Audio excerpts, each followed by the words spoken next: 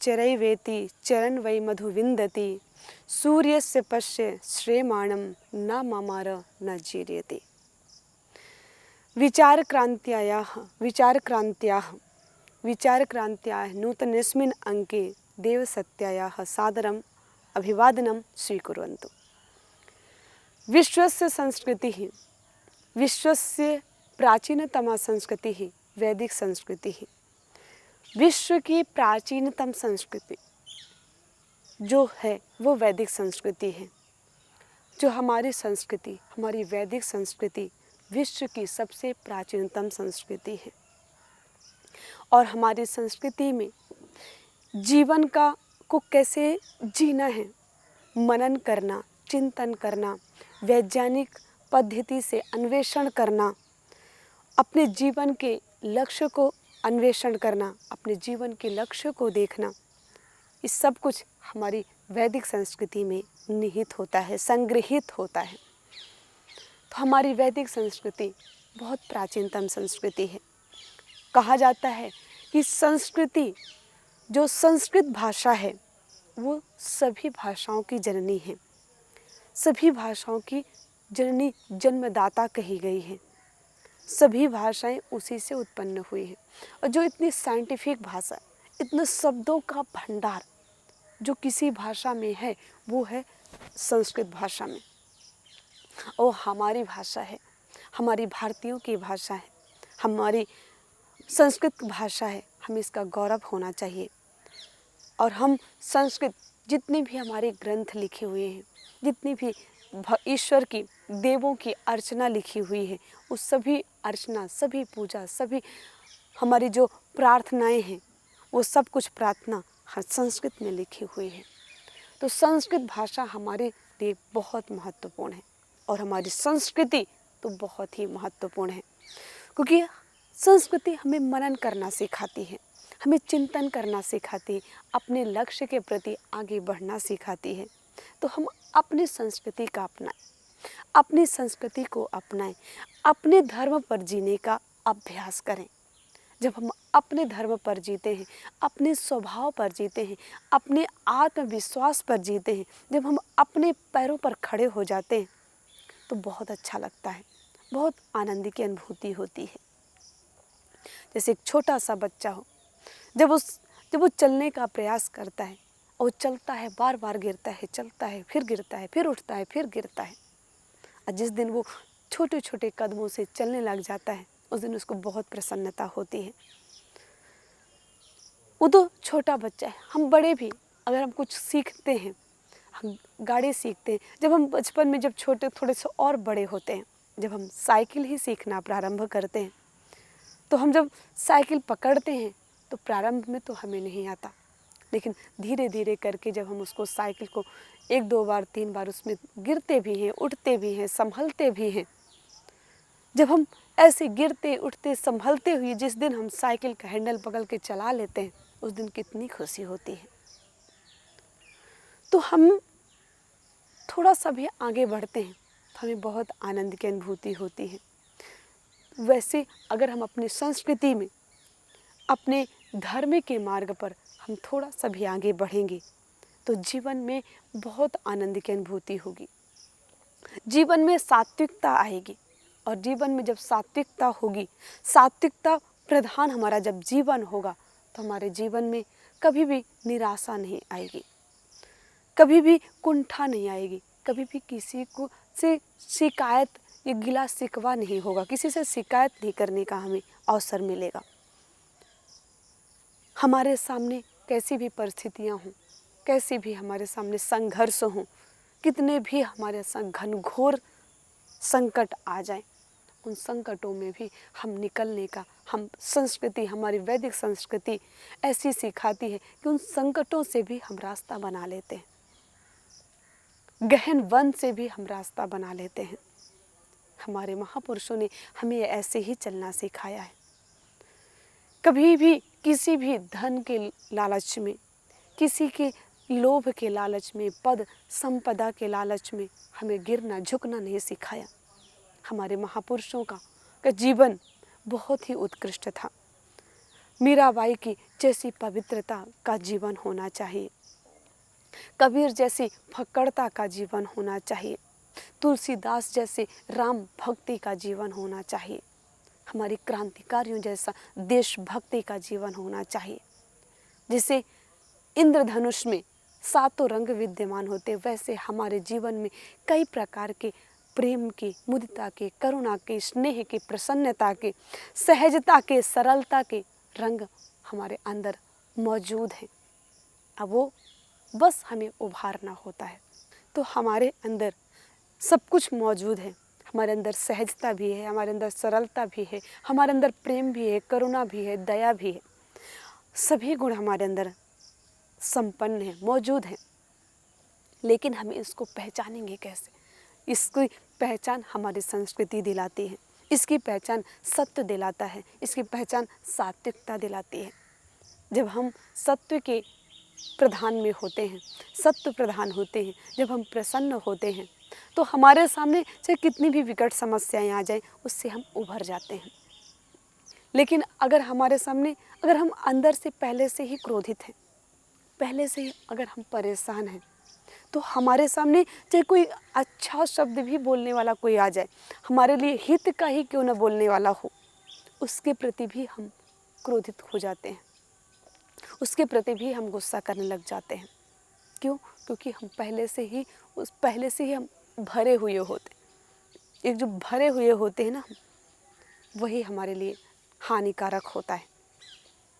और वो धीरे धीरे हम भरते जाते हैं क्रोध से, ईर्ष्या से, द्वेष से, और फिर किसी के ऊपर हम सब कुछ निकाल देते हैं।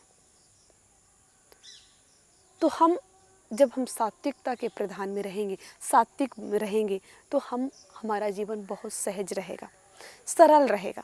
जीवन सहज होना चाहिए, क्योंकि ये जीवन पानी केरा बुलबुला मानुष जैसी जात, ये तो हर क्षण का हमारा अनुभव होना चाहिए। हमें अनुभव करना चाहिए कि ये जीवन भगवान का दिया हुआ है, ये कभी भी जा सकता है, इसकी कोई गारंटी नहीं है। बस गारंटी है तो हमारे कर्म करने की है, हमें कर्म पूर्ण करना है। अभी कब तक रहेगा इसकी कोई गारंटी नहीं, ये तो ईश्वर पर निर्भर करता है कि कब तक इससे हमसे काम ले सकता है। वो जब तक रखेगा तब तक हमें कर्म करना है। अब वो कर्म सत्य प्रधान होने चाहिए, राजसिक तामसिक नहीं होने चाहिए, किसी को परेशान करने वाले नहीं होने चाहिए, किसी के प्रति हमें ईर्ष्या द्वेष घृणा नहीं होनी चाहिए। सबके साथ प्रेम का, स्नेह का, प्रसन्नता का भाव बना करके रखें। अब वो कहाँ से मिलेगा? वो हमें अपनी संस्कृति से मिलेगा, हमें अपनी वैदिक संस्कृति से मिलेगा। हम प्रातःकाल उठते हैं, हम प्रातःकाल उठे रघुवीरा, माता पिता गुरु नाम ही मीरा। जब भगवान राम जब प्रातःकाल उठते थे तो सर्वप्रथम अपने माता पिता, अपनी धरती माँ के चरणों को छूते थे। ये परंपरा आज कहीं विलुप्त सी होती जा रही है। जब भगवान राम या हमारे कोई भी महापुरुष, अभी भी कई साल 20-25 साल पिछले भी हमारे जितने भी हमारे महापुरुष थे, हमारे जो आने वाले जो हमारे महापुरुष थे, हमारे पूर्वज थे, वो सभी हमें सिखाते थे कि प्रातःकाल उठते ही धरती माँ के पैर छूने चाहिए। तो जब हम धरती माँ के पैर छूते हैं, अपने माता पिता, अपने बड़ों के पैर छूते हैं, तो उससे हमें झुकने का संस्कार मिलता है। और जो हमें प्रकृति भी हमें वही सिखाती है। जैसे कोई वृक्ष होता है, अगर वो वृक्ष उसमें फल नहीं है, उसमें फल फूल नहीं लगे हुए, तो वो सीधा खड़ा रहता है, वो झुका हुआ नहीं होता। लेकिन जिसके अंदर फल होते हैं वो पेड़ अनायास ही झुक जाता है। तो जो व्यक्ति सहजता से, सरलता से, विद्वता से, प्रेम से, करुणा से भरा हुआ होता है, वो झुका हुआ होता है, वो अकड़न नहीं होती, उसके अंदर अकड़न सी नहीं होती। जो अंदर से खाली होता है, वो उसके अंदर गुरूर, उसके अंदर अकड़न सी होती है। तो हमारी संस्कृति में अकड़नपन नहीं है, हमारी संस्कृति में सरलता, सहजता है, और वो हमें प्रातःकाल से ही हमें स्मरण में आने लग जाता है। हर एक व्यक्ति का जीवन प्रारंभ से ही बनना शुरू हो जाता है। जब से वो जन्म लेता है, जब से वो माँ के गर्भ में आता है, तभी से उसके जीवन का निर्माण शुरू हो जाता है। कई इतिहास में उदाहरण भी मिलते हैं कि जैसे अभिमन्यु, उसने गर्भ में ही चक्रव्यूह की रचना सीखी थी। तो वैसे ही माँ के गर्भ से ही हमारा जीवन का निर्माण शुरू हो जाता है, और हर पल हर क्षण जो हम देखते हैं, जो हम सुनते हैं, जो हम बोलते हैं, उसी से हमारा जीवन बनता है। तो हमें हमारी संस्कृति हमें प्रातःकाल उठते ही धरती माँ के चरण छूना सिखाती है। उसके बाद ईश्वर का भजन करना सिखाते हैं। उसके बाद फिर हम प्रार्थना करते हैं। उसके बाद हम ऊषा पान करते हैं। तो ये सब कुछ करते करते हमारे जीवन का बहुत अच्छा दिन गुजरने लग जाता है। और जब हमारा वर्तमान समय बहुत अच्छा होगा, हमारा वर्तमान समय बहुत अच्छे से गुजरेगा, तो हमारा भविष्य भी अच्छे से गुजरेगा हमारा, क्योंकि भविष्य वर्तमान से ही तो बनने वाला है। तो हमारी संस्कृति, हमारी वैदिक संस्कृति में हमें प्रातःकाल से ही कैसे जीवन को जीना है, वो हमें सिखाने लग जाती है। और जैसे ही हम प्रातःकाल उठते ही धरती माँ की उनके चरण छूते हैं, धरती माँ को माथा टिकाते हैं, माता पिता को प्रणाम करते हैं, अपने बड़ों का सम्मान करते हैं, वहीं से हमारे अंदर सात्विकता आने लगती है। और जब सात्विकता हमारे अंदर होती है तो हम सारे कार्य बहुत ही सत्वपूर्ण से करते हैं, और सत्य प्रधान होकर के करते हैं, धर्म प्रधान होकर के करते हैं। धर्म हमारा क्या है? कर्तव्य, अकर्तव्य का ज्ञान होकर के करते हैं। तो वहीं से हमारा प्रारंभ होना शुरू हो जाता है। लेकिन आज हमारी संस्कृति विलुप्त होते होते हम पाश्चात्य संस्कृति की ओर बढ़ते जा रहे हैं। हम उसकी जूठन में जा रहे हैं, हम उसकी नकल करते जा रहे हैं। हम सुबह उठते ही हम कॉफ़ी का जलते जलते कॉफ़ी चाय हम अंदर डालने लग जाते हैं, और वो उससे ही बिस्तर में लेटे लेटे ना उसको मुख प्रक्षालन करना, ना ऊषा पान करना, ना किसी को प्रणाम करना, और बस फ़ोन देखने लग जाते हैं, और चाय कॉफ़ी जो भी है उसको हम अंदर लेने लग जाते हैं। और उस फ़ोन में दुनिया भर की जितनी भी उटपटांग चीज़ें होती हैं, जितनी भी गलत सलत चीज़ें होती हैं, वो सब हमारे अंदर प्रारंभ से ही, प्रातःकाल से ही अंदर जाने लग जाती हैं। प्रारंभ से ही हमारा जीवन, सुबह से ही, प्रातःकाल से ही हमारा जीवन बिगड़ने लग जाता है। हमारी दिनचर्या ही बिगड़ जाती है। फिर हम कई रोगों से ग्रस्त हो जाते हैं, मानसिक रोगों से ग्रस्त हो जाते हैं, शारीरिक रोगों से ग्रस्त हो जाते हैं। हमारे मानसिक रोग, शारीरिक रोग, आज देखते हैं छोटे छोटे बच्चों को भी कितने सारे रोग हो जाते हैं। छोटा सा बच्चा, उसको भी कैंसर, उसको भी शुगर हो जाता है। तो ये आजकल घर घर में नॉर्मल सी बातें हो गई। बीमार पड़ना, माता पिता का सम्मान ना करना, अपनी संस्कृति का सम्मान ना करना, अपने वेदों का सम्मान ना करना, इसी को तो दूर करना है, इसी को तो हटाना है और अपनी संस्कृति को लाना है। जब हम अपनी संस्कृति को लाएंगे, अपने स्वधर्म में जीना प्रारंभ कर देंगे, तो फिर हमें कोई कभी निराश नहीं कर पाएगा। हम कभी टूटेंगे नहीं, हम कभी बिखरेंगे नहीं। हम टूटते बिखरते जब हम अपनी संस्कृति से जुड़ करके नहीं रहते, हम अपने धर्म से जुड़ करके नहीं रहते, हम अपने कर्तव्य से जुड़ करके नहीं रहते। तो इसको हमें दूर करना है। जो हमें गलती से जिसको हमने अपना लिया है, जिसकी हम पाश्चात्य संस्कृति को हमने अपना लिया है, अपने को हम भूलते जा रहे हैं। क्यों? क्योंकि हम ध्यान नहीं दे पाए। और जिस कार्य में हम ध्यान नहीं देते, वो कार्य बिगड़ जाता है।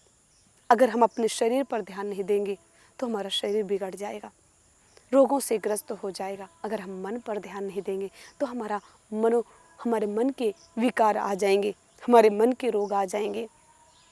अगर जैसे हम रास्ते पे भी चलते हैं, अगर हम रास्ते पर ध्यान ना दें, बिल्कुल सिंपल सा रास्ता है, भले इसमें कुछ कांटे कंकड़ नहीं है, फिर भी अगर हमने ध्यान से नहीं चले, इधर उधर देखते हुए चलते जाते तो कहीं भी हम टकरा करके गिर सकते हैं। लेकिन और फिर हम कहेंगे अरे ये तो रास्ता ही खराब है।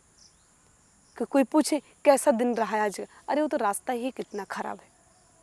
लेकिन वहाँ से कोई दूसरा व्यक्ति सावधानी पूर्वक गुजर जाता है, उसके लिए तो वो रास्ता बहुत अच्छा है। तो सभी मार्ग एक समान होते हैं, लेकिन हमारे ध्यान के ऊपर निर्भर करता है कि कोई मार्ग पे हम ध्यान से चल जाते हैं, वो मार्ग हमारे लिए आसान हो जाता है। लेकिन किसी मार्ग से हम असावधानी पूर्वक चलते हैं, वही हमारे लिए कष्टदायक हो जाता है। तो वैसे ही हमारे जीवन का मार्ग है। जीवन के मार्ग में अगर हम सावधानी नहीं रखेंगे तो हमारा जीवन कांटों भरा हो जाएगा, जीवन हमारा लड़खड़ा जाएगा, जीवन हमारा टूट जाएगा।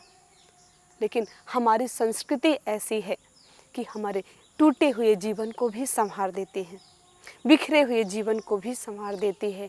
हमारे ऐसी वैज्ञानिक संस्कृति है कि जीर्ण शीर्ण शरीर को भी आप्लावित कर देती है, यौवन युक्त कर देती है। तो हम अपनी संस्कृति से सीखें, हम अपने स्वधर्म में जीना सीखें, हम अपने धर्म पर जीना सीखें। अब हम अपने धर्म पर जीना सीखेंगे, हमें बहुत आनंद आएगा, हम बहुत खुश रहेंगे। हम दूसरे की नकल करके हम उतना खुश नहीं रह सकते। हम अपनी संस्कृति माँ, अपनी धरती माँ, अपनी माँ तो माँ अपनी माँ ही होती है। तो अपने माँ का सम्मान करें, अपनी धरती माँ का सम्मान करें, अपनी संस्कृति का सम्मान करें और अपने जीवन को बहुत अच्छा बनाएं, अपने धर्म को पर चलने का अभ्यास करें। हमारे संस्कृति में पहले नाम भी अगर रखे जाते थे तो वो नाम, हर एक नाम उसका अर्थ पता होता था, वो सार्थक होता था। किसी का भी नाम होता था, उसको नाम से वो व्यक्ति आगे बढ़ता था, वो अपने नाम को देख करके भी वो जीना प्रारंभ करता था। हमारे महापुरुषों का जो जितने भी हमारे नाम होते थे, वो नाम वेद से युक्त होते थे, हमारी संस्कृति से युक्त होते थे और हर एक नाम का कुछ न कुछ अर्थ होता था। जैसे हमारे पूर्वजों के नाम जैसे ब्रह्म प्रकाश, वेद प्रकाश, धर्म प्रकाश, ऐसे नाम होते थे। देवव्रत, सत्यव्रत, जो सत्य के मार्ग पर चलते थे, ब्रह्म से प्रकाशित होते थे, वेद से प्रकाशित होते थे। ऐसे नामों को रखा जाता था जिसका कुछ अर्थ होता है, जिसका कुछ अर्थ का कुछ सार्थक होता है। जब हम नाम से, क्योंकि नाम से अगर नाम ना रखा जाए, नाम ना हो तो दुनिया में व्यवहार करना, लोक में व्यवहार करना कितना कठिन हो जाएगा। इसलिए सर्वप्रथम हम व्याकरण भी पढ़ते हैं, संस्कृत व्याकरण भी जब हम प्रारंभ करते हैं तो उसमें सर्वप्रथम संज्ञा पढ़ाई जाती है। संज्ञा, नाम रखा जाता है। जब नाम, सभी का नाम रख देते हैं, उसके बाद फिर हम उसका व्यवहार करना प्रारंभ करते हैं। वैसे लोक में भी है, सबका नाम रखा गया है। पेड़ पौधे, हर एक पेड़ पौधे वनस्पतियों का नाम रखा गया है। हर एक जितनी भी वस्तु आपको प्रकृति में दिखाई देती है, हर एक वस्तु का नाम रखा गया है। अब वो वस्तु का नाम उसके कार्य के आधार पर रखा गया है, जैसे उसका कार्य है उसके अनुसार उसका नाम रखा गया है। वैसे ही कोई व्यक्ति अपने बच्चों का नाम रखता था, माता पिता अपने बच्चों का नाम रखते थे, तो जैसे बच्चों को बनाना चाहते थे, जैसे वो देखना चाहते हैं अपने बच्चों को, जैसे दिव्यतापूर्ण उनका जीवन देखना चाहते थे, वैसे ही उनका नाम, उनका चयन करते थे, वैसे ही उनके नाम का अर्थ निकालते थे। अब वो सार्थक नाम होते थे, लेकिन उसको भी धीरे धीरे हम छोड़ते जा रहे हैं। उसको भी हमें छोड़ना नहीं है, उसको पकड़ के रखना है, अपने धर्म को पकड़ के रखना है। आज हम चिंटू, पिंटू, ये सारे ऐसे नाम जिनका कोई ऋषि पूषी ऐसे नाम रख लेते हैं जिनका कोई अर्थ नहीं होता। और जब अर्थहीन नाम रखेंगे हम किसी भी बच्चे का तो उसको क्या प्रेरणा मिलेगी, जब उसके नाम का कोई अर्थ ही नहीं है। जब कोई अर्थ नहीं है तो क्या सीखेगा अपने जीवन से। तो हम सर्वप्रथम अपने जीवन से सीखना प्रारंभ करते हैं। तो अपने बच्चों का अगर नाम भी रखें तो आप वैदिक नाम रखें, उसका अर्थपूर्ण नाम रखें।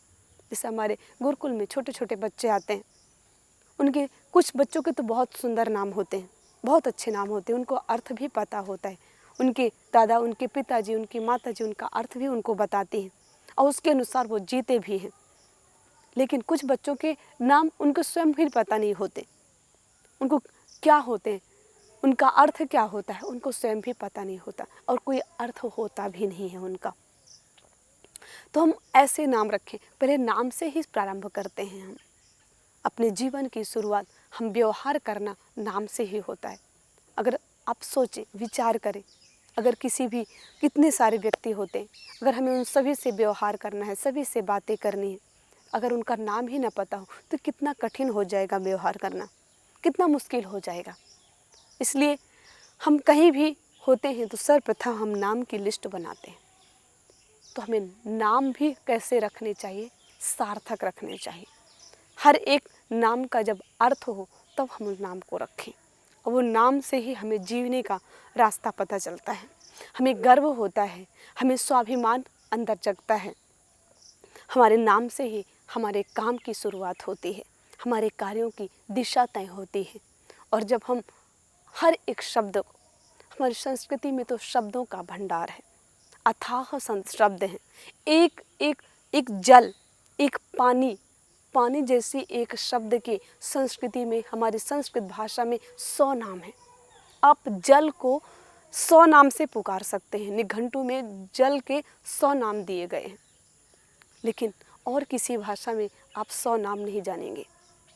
तो हमारी संस्कृति तो इतनी विविध है, हम कभी भी वैसे ही, जैसे वो इतनी विस्तार पूर्वक है, वैसे ही हमें जीवन को भी विस्तार पूर्वक से जीना सिखाती है। अगर हम किसी एक रास्ते में फंस गए तो संस्कृति हमें दूसरे रास्ते से निकलने का प्रयास सिखाती है।